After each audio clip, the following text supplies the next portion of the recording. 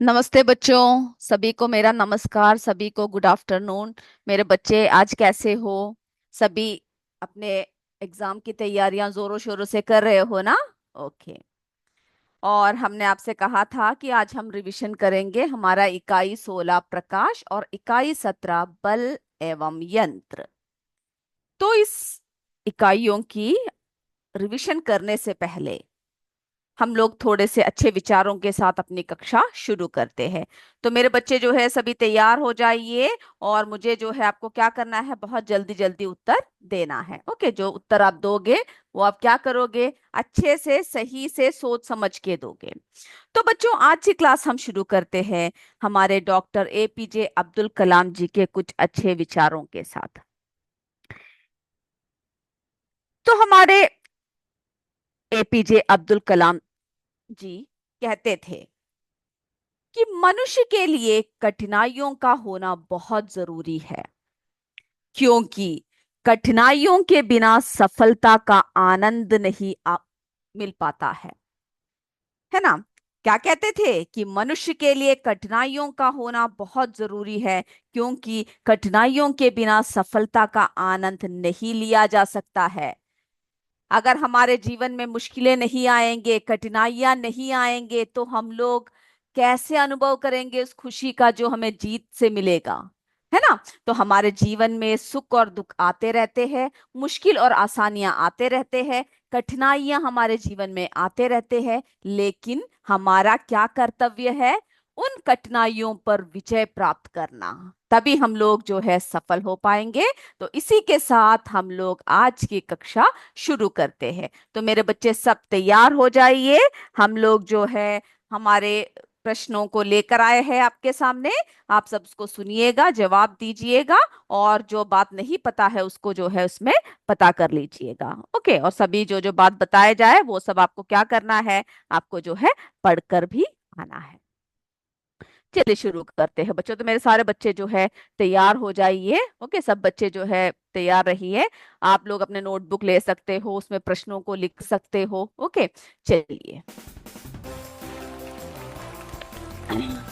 तो सबसे पहला जो हमारा है वो है हमारा सही गलत।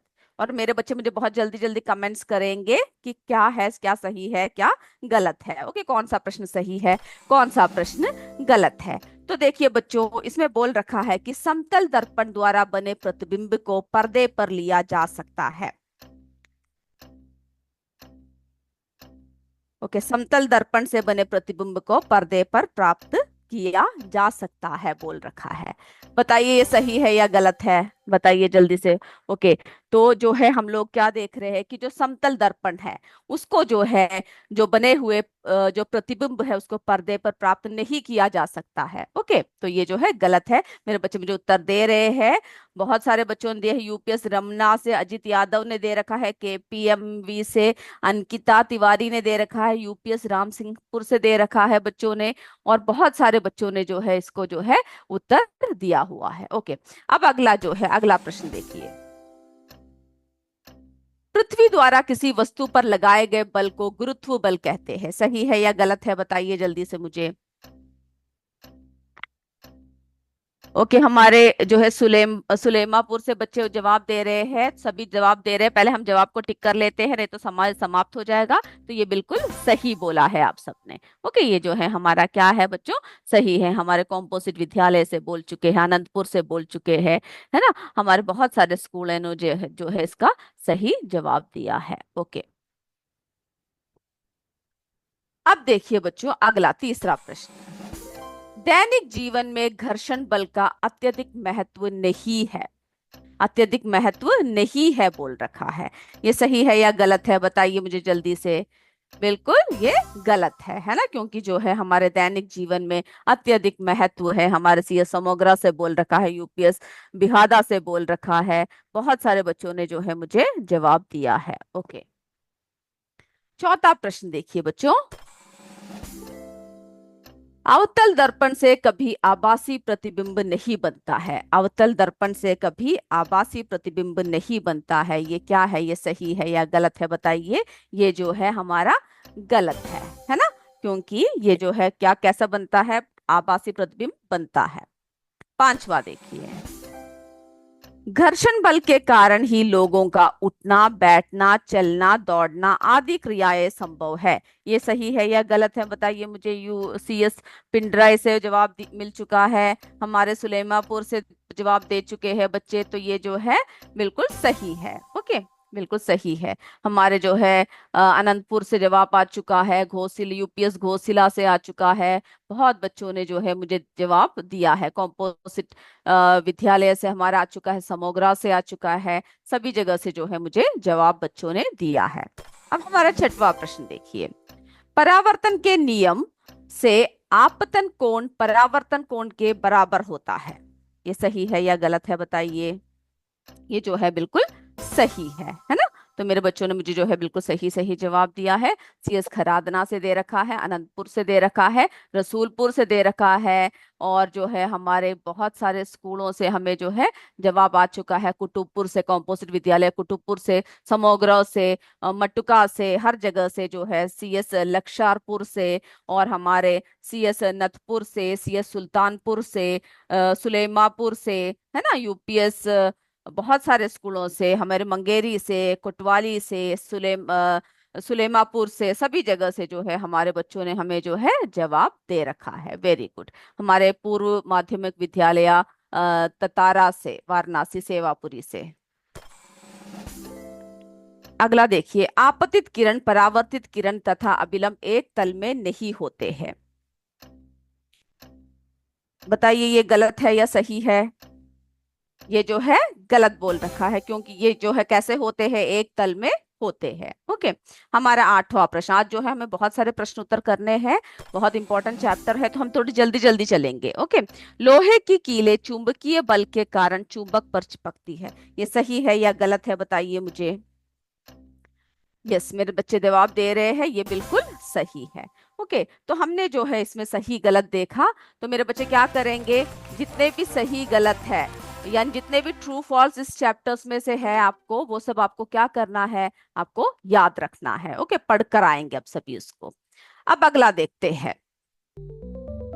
चलिए, अगला जो है बच्चों हमारा मैच द फॉलोइंग है। ओके, तो इसको जो है ध्यान से देखना है। तो ऊपर कांच, दर्पण, अवतल दर्पण, उत्तल दर्पण, समतल दर्पण, सब ऑप्शंस दे रखे हैं, और आपको जो है इसका उत्तर जो है मुझे देना है। तो देखिए बच्चों, जो सबसे पहला प्रश्न है, वास्तविक एवं आभासी प्रतिबिंब, प्रतिबिंब ये किससे बनता है। वास्तविक तथा आभासी प्रतिबिंब किससे बनता है बताइए मुझे। मुझे जवाब आ रहा है, यस, CS राखी नेवाड़ा से, किरातपुर से, सभी जो है मुझे जवाब दे रहे हैं। चलिए चलिए, और भी सोन बरासा से हमें जो है जवाब आ चुका है। बहुत सारे बच्चे जो है, बहुत सारे स्कूल से मुझे जो है जवाब मिल चुका है कि वास्तविक एवं आभासी प्रतिबिंब जो है कहाँ पर बनता है बताइए मुझे। आप लोगों ने जो मुझे जवाब दिया है वो है समतल दर्पण।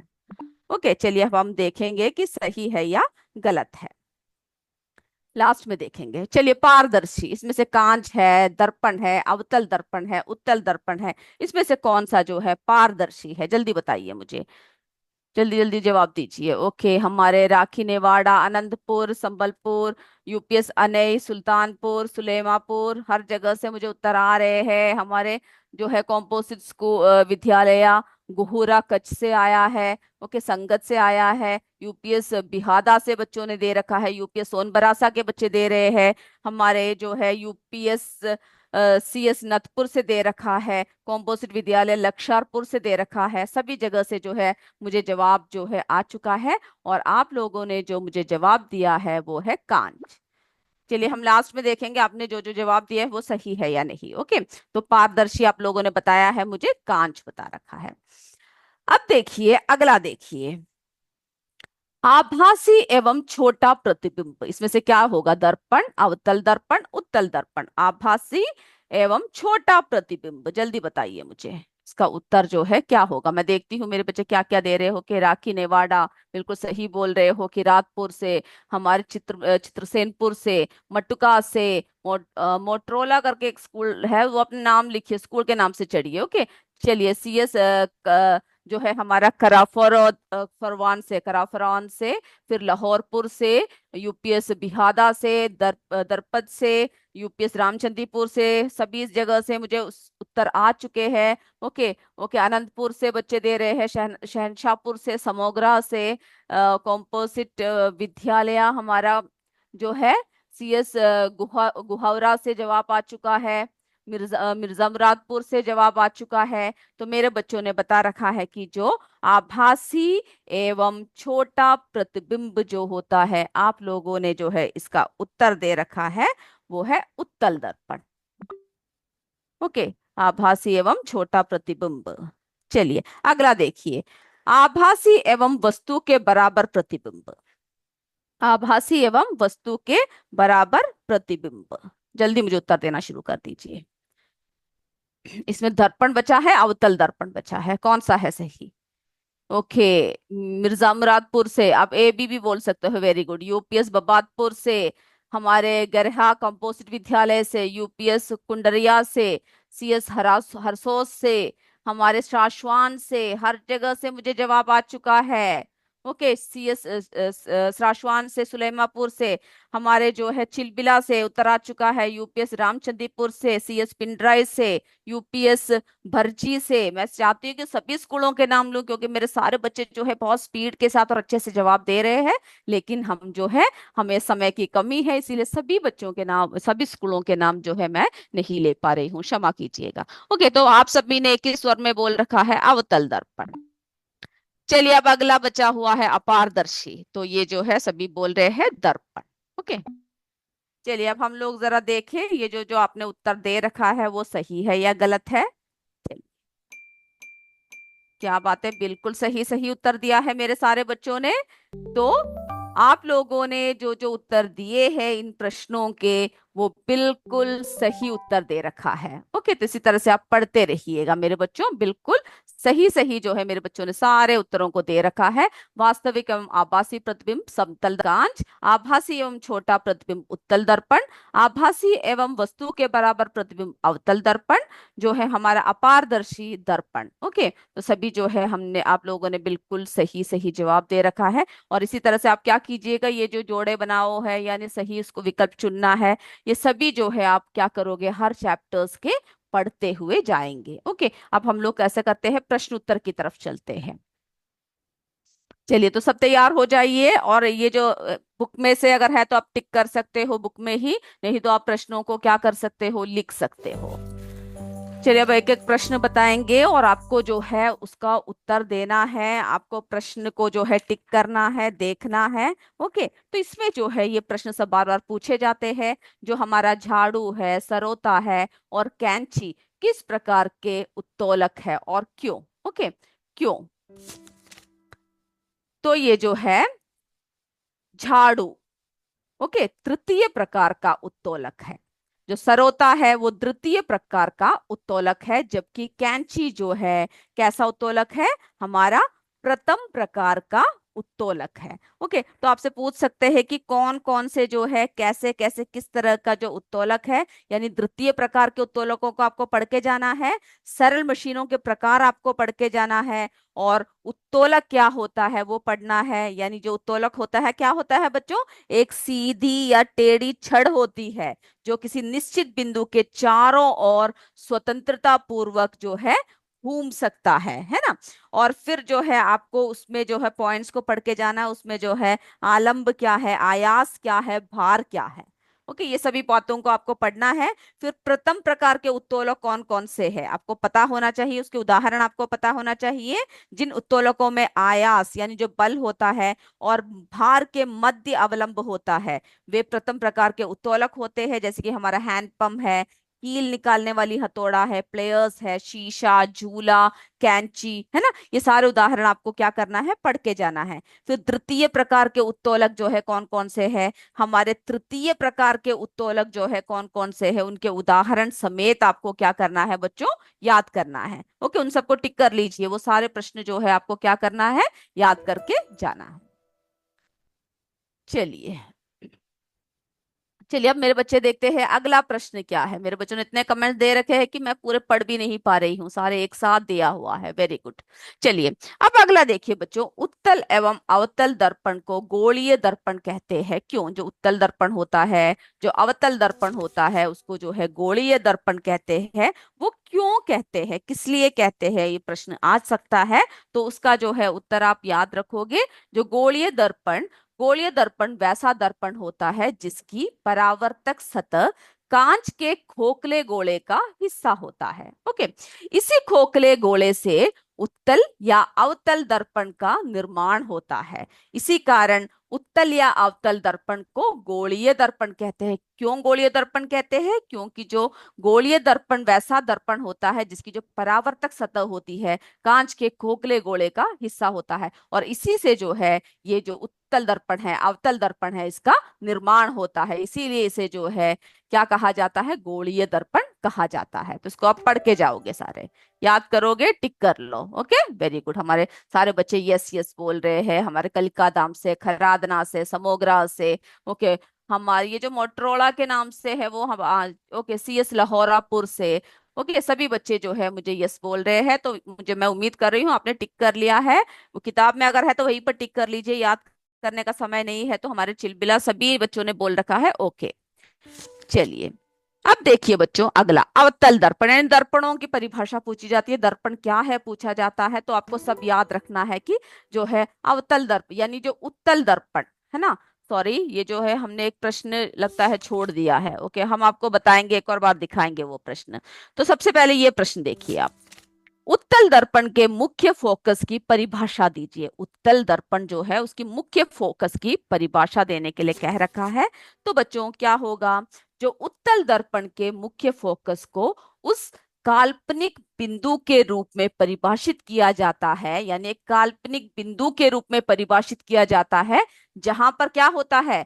उत्तल दर्पण की मुख्य धुरी के समांतर आने वाली प्रकाश किरणें अपने परावर्तन के बाद मिलती है, यानी परावर्तन करने के बाद वहां पर प्रकाश किरणें मिलती है।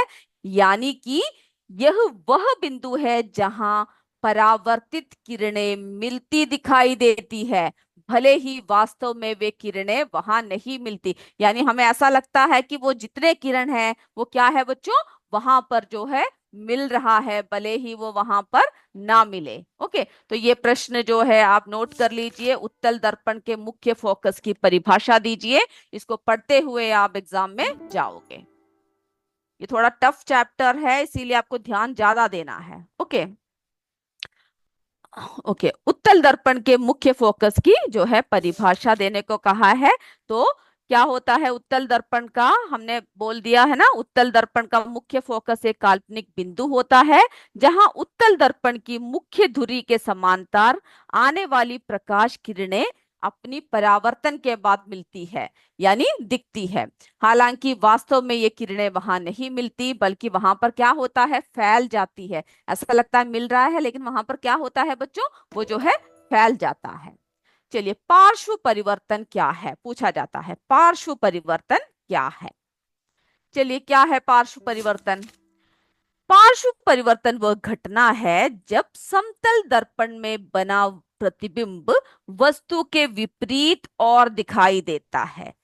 जैसे यदि आप अपना दाहिना हाथ हिलाए तो प्रतिबिंब में कैसा लगता है? प्रतिबिंब में जो है आपका ऐसा लग रहा है कि आपका जो है बायां हाथ हिल रहा है ना। जैसे कि हमने एम्बुलेंस जो है किस तरह से हमें जो है कैसा दिखाई देता है? उल्टा दिखाई देता है, या फिर उल्टा लिखा हुआ सीधा दिखाई देता है। तो ये सब जो है हमारे पार्श्व परिवर्तन का जो है फल स्वरूप होता है। ओके, तो जैसे कि आप शीशे के सामने जाकर अपना एक हाथ दिखाओगे, यानी दाया हाथ दिखाओगे, तो ऐसा लगेगा बाया हाथ ऊपर कर रखा है। तो ये किसके कारण होता है बच्चों? पार्श्व परिवर्तन के कारण होता है। तो जो है आप उसको कर लीजिएगा। ओके, चलिए हमारे जो है और बच्चे जवाब दे रहे हैं। उत्तल दर्पण का मुख्य फोकस एक कंप्लीट बिंदु होता है जहां उत्तल दर्पण के मुख्य दूरी के समांतर आने वाली प्रकाश किरणें अपनी परावर्तन के बाद मिलती दिखाई देती है। अनीता कुमारी ने बोला है, कौन सा स्कूल है हमें पता नहीं है, स्कूल का नाम भी टाइप कीजिएगा। बिल्कुल सही बोला।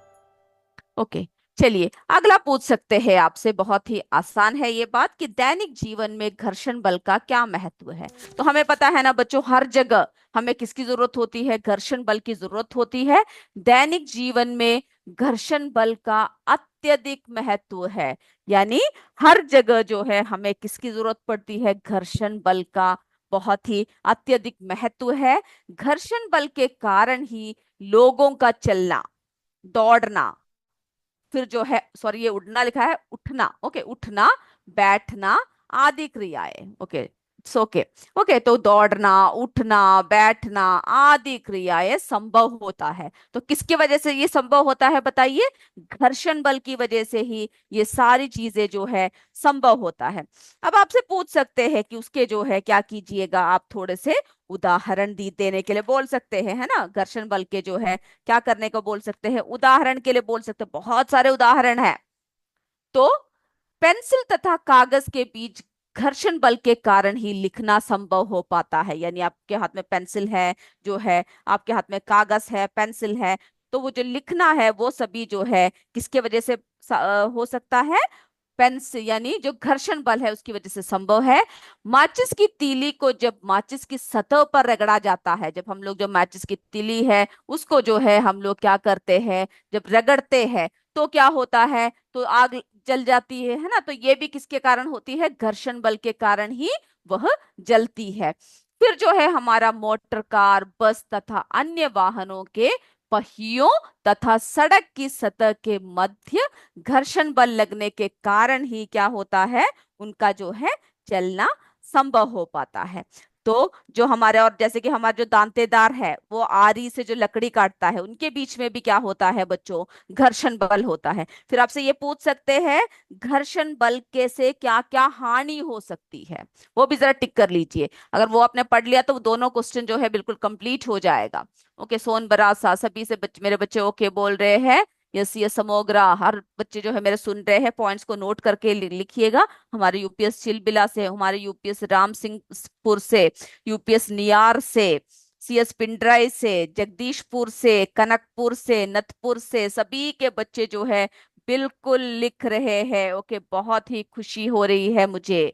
ओके, चलिए, और तो आप लोग क्या करोगे, घर्षण बल से जो हानि है उसको भी याद करोगे। क्या क्या हानियां हैं बता सकते हो आप, कि जैसे कि हम लोग जो स्नान गृह है ना, बाथरूम है, वहां पर अगर क्या होगा, चिकनी फर्श पर रबर की चप्पल पहनकर चलने से फिसलकर क्या हो जाते हैं, गिर जाते हैं। फिर जो है बर्फ की सतह चिकनी होती है, फलस्वरूप क्या होता है, बर्फ की सतह पर घर्षण बल कम होता है, अतः उस पर साधारणतः क्या कर सकते हैं हम लोग, चल या दौड़ नहीं सकते हैं। फिर घर्षण बल के कारण ही वाहनों के पहियों के टायर घिस जाते हैं। तो इन सबको क्या करना है मेरे बच्चों को, जो है याद करना है। ओके, ये सारी बातें, पॉइंट्स को आप याद करोगे, उसके लाभ क्या है, हानि क्या है, ये सभी से जो है सभी आपको क्या करना है, याद करना है। हमारे सीएस हत्ती से भी बच्चे बोल रहे हैं, मटुका से भी बच्चे जवाब दे रहे हैं। Very good.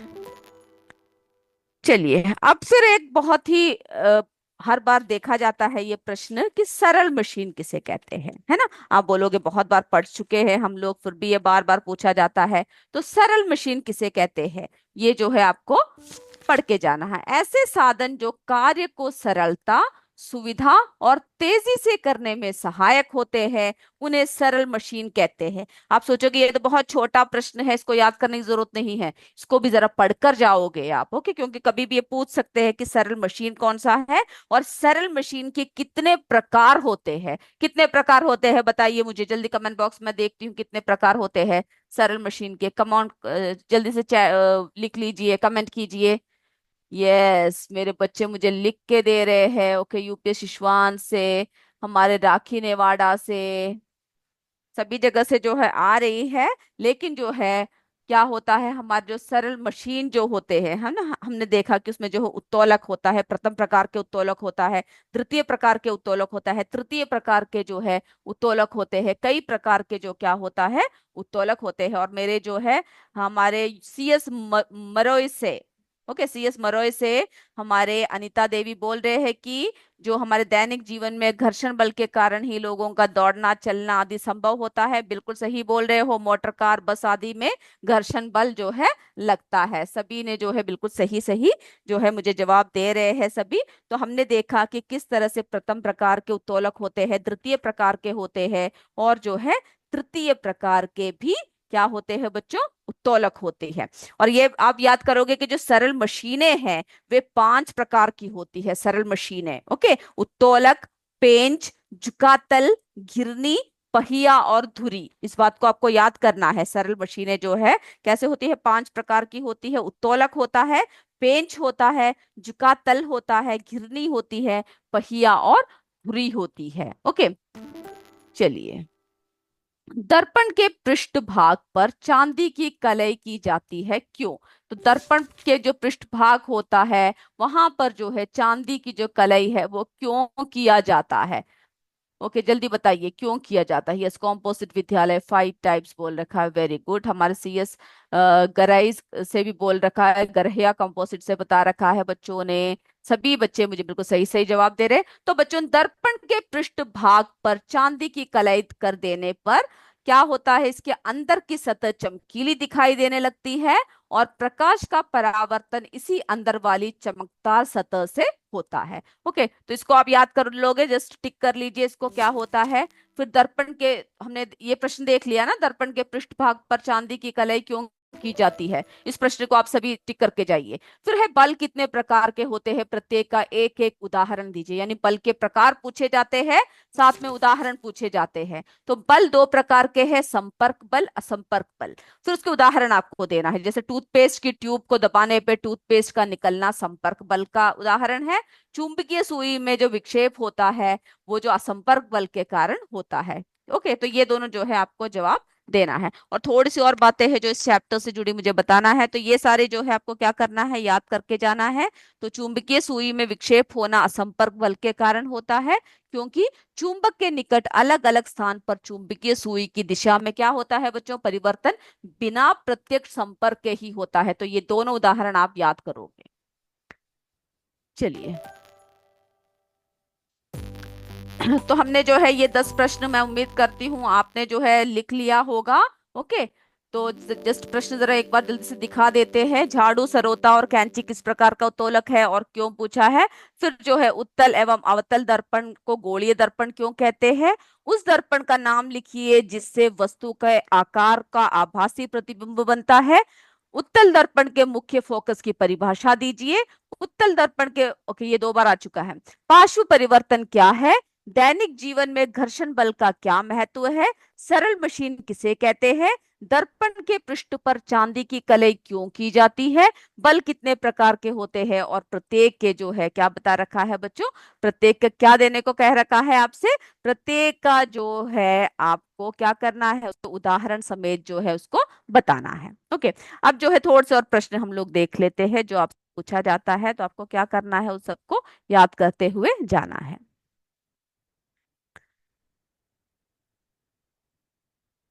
चलिए, प्रतिबिंब ये पूछा जाता है। वास्तविक प्रतिबिंब और आभासी प्रतिबिंब में अंतर स्पष्ट करने को कहिए। ओके, ये प्रश्न जो है पूछा जा सकता है। वास्तविक प्रतिबिंब और आभासी प्रतिबिंब में क्या फर्क है। तो ये पर्दे पर प्राप्त किया जा सकता है, कौन सा, वास्तविक, है ना। तो वास्तविक पर्दे पर, याद रखिएगा। और आभासी जो होती है इसे क्या नहीं कर सकते, इसे पर्दे पर प्राप्त नहीं कर सकते। फिर जो है वास्तविक ये सदैव उल्टा बनता है और जो हमारा आभासी प्रतिबिंब है ये सदैव सीधा बनता है। इसके फिर जो है हमारा वास्तविक प्रतिबिंब जो है इसके बनते समय जो है अपवर्तित या परावर्तित किरणें वास्तव में एक बिंदु पर मिलती है वास्तविक प्रतिबिंब में। ओके, और जो आभासी प्रतिबिंब है इसके बनते समय जो अपवर्तित तथा परावर्तित किरणें हैं किसी बिंदु पर मिलती नहीं बल्कि प्रतीत होती है। ओके, मिलती हुई क्या होता है, प्रतीत होता है, उसे आभासी प्रतिबिंब। तो मेरे बच्चे, आभासी प्रतिबिंब किसे कहते हैं और जो है हमारे जो आभासी प्रतिबिंब क्या है, वास्तविक प्रतिबिंब क्या है, इसकी फर्क आप पढ़ के जाओगे। फिर आप लोग अवतल दर्पण क्या है, उत्तल दर्पण क्या है, उसकी जो डिफरेंस है, उसकी जो फर्क है वो पढ़ोगे। यानी अवतल दर्पण प्रतिबिंब सीधा एवं उल्टा बनता है, उत्तल दर्पण जो है प्रतिबिंब सदैव सीधा बनता है। फिर जो है अवतल में सीधे बनने वाले प्रतिबिंब आभासी एवं उल्टे बनने वाले प्रतिबिंब वास्तविक होते हैं। ओके। और जो हमारे उत्तल दर्पण है उसमें प्रतिबिंब आभासी बनता है। फिर जो अवतल है उसमें प्रतिबिंब का आकार वस्तु की स्थिति पर निर्भर करता है। और प्रतिबिंब का आकार जो है हमारा कैसा होता है बच्चों, जो उत्तल दर्पण है उसमें जो है प्रतिबिंब का आकार आकार कैसा होता है, वस्तु से छोटा बनता है। तो ये आपको याद करके जाना है। जो कौन सा याद करना है, जो हमारा अवतल दर्पण क्या है, उत्तल दर्पण क्या है, इसको पढ़ना है। ओके, समय की बहुत कमी है, हमें एक और प्रश्न जल्दी से आपको दिखा देते हैं, उसके बाद हमें रोकना पड़ेगा, है ना।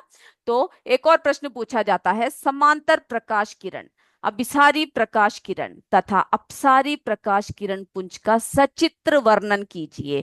तो चित्र के साथ आपको इस प्रश्न का वर्णन करना है। ये देखिए हमारा समांतर प्रकाश किरण पुंज, जिसको हम लोग पैरेलल बीम कहते हैं। देख रहे हो, चित्र बनाना भी आसान है, इसको प्रैक्टिस कर लीजिएगा। तो जब प्रकाश की किरणें एक दूसरे के समांतर होती है, ये देख रहे हो ना, ये एक दूसरे के कैसे है बच्चों, समांतर है ना। तो उससे क्या कहते हैं, और एक ही दिशा में गति करती है। ये कैसे, इसकी गति देखो, ये देखो यहाँ पर एरो मार्क है, एक ही दिशा में क्या हो रहा है, गति कर रहा है। तो इस प्रकार के प्रकाश किरण पुंज को समांतर प्रकाश किरण पुंज कहते हैं। इसको अभी से याद कर लो। ओके, कि किसको जो है समांतर प्रकाश पुंज कहते हैं। उसके जो है, यस मेरे बच्चे बोल रहे हैं कंप्यूटर का पार्ट एक और बार रिपीट करना है। आज जो है बच्चों दो दो चैप्टर की रिवीजन था, प्रकाश और बल एवं यंत्र। तो इसीलिए मैंने कंप्यूटर आपको आज एक और बार रिवीजन नहीं करवाया। अगले क्लास में हम एक लेसन के साथ आएंगे और कंप्यूटर को भी इसके साथ करेंगे। मैं, मुझे पता है आपने ये डिमांड रखा था। ओके, चलिए तो ये याद कीजिएगा।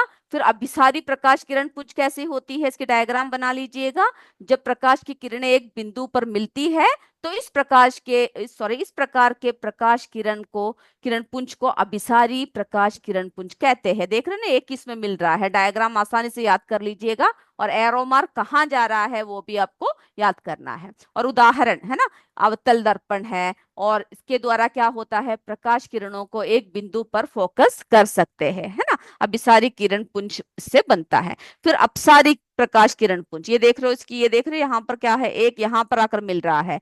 जब प्रकाश की किरणें किसी बिंदु से क्या होता है बच्चों, फैलकर विभिन्न दिशाओं में जाती है, तो इस प्रकार के प्रकाश को क्या कहते हैं, इस प्रकार किरण को अपसारी प्रकाश किरण पुंज कहते हैं। उदाहरण, उत्तल दर्पण द्वारा प्रकाश किरणों को फैलाया जाता है, जिसे अपसारी प्रकाश किरण पुंज कहता है, तो कहते हैं, सॉरी। तो ये आंसर्स जो है डायग्राम के साथ आप पढ़कर जाओगे ना एग्जाम में। ओके, क्योंकि अगर एक एक करके पूछ सकते हैं, अलग अलग भी आपसे पूछ सकते हैं। तो मेरे बच्चों, हमने आपके डिमांड के हिसाब से अगले क्लास में हम लोग जो है कंप्यूटर जरूर आपको बताएंगे। आपका जो 15वां चैप्टर है ना, वो और कंप्यूटर दोनों एक साथ हम लोग अपने अगले रिवीजन क्लास में करेंगे। आज का रिवीजन कैसा लगा जरा बताइएगा मुझे। हम लोग अभी वाइंड अप कर रहे हैं, आपके अभी अंग्रेजी के क्लास का समय हो रहा है। तब तक जय विद्या शक्ति, जय हिंद, जय भारत। धन्यवाद बच्चों।